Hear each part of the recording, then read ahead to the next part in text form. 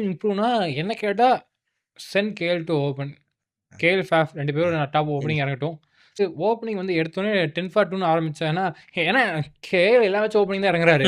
ஆனா நீங்க எதாவது பவர் பிளே எப்படி இருந்தாலும் அவரு தான் குடுக்குறாங்க. நீங்க வந்து 3 ஓவருக்கு அவரு கழிச்சு வராரு பவர் பிளேக்கு. 10 ஃபார் 2ன்னு அவரு வரும்போது, நீங்க எடுத்தோனே குடுத்துருங்க.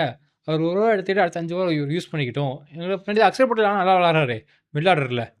அந்த 40 ரன்ஸ் அடிச்சிடறாரு அவரு. நான் சொல்றதுன்னா கேஎல், ஃபாஃபை நீங்க ஓப்பனிங் இறக்கிட்டு 1 டவுன் அபிஷேக் பொருள் 4ல கருண் நாயர். 2 வழி. அவன் இருக்கிற ஓப்பனர்ஸை பேக் பண்ணி அடுத்த 3 மேட்ச் ஆட வைக்கிறது. இல்லாட்டி கேஎல்ல அனுப்புறது. ஆனா இங்க எந்த ஒரு டிசிஷன் எடுத்தாலும் மொத மேட்சே பண்ணிடணும். ஃபர்ஸ்ட் ஒரு மேட்ச் வந்து ஓப்பனர்ஸ்க்கு பேக் பண்ணிட்டு அடுத்த மேட்ச் கேஎல்ல இறக்குனாங்கன்னா அது சுத்தமா போயிடும். பேனிக் பேனிக் பண்ணா இருக்கும். அது பண்ண மாட்டாங்க. கேஎல் நீங்க ஓப்பனிங் இறக்கினா ஃபர்ஸ்ட் மேட்ச் இறக்கிடுங்க. இல்லாட்டி இறக்கவே இருக்காதீங்க. கேஎல் நம்பர் 4லயே ஆடட்டும். So 80% Punjab, 20% with DC qualify for number 4th spot. கண்டிப்பா.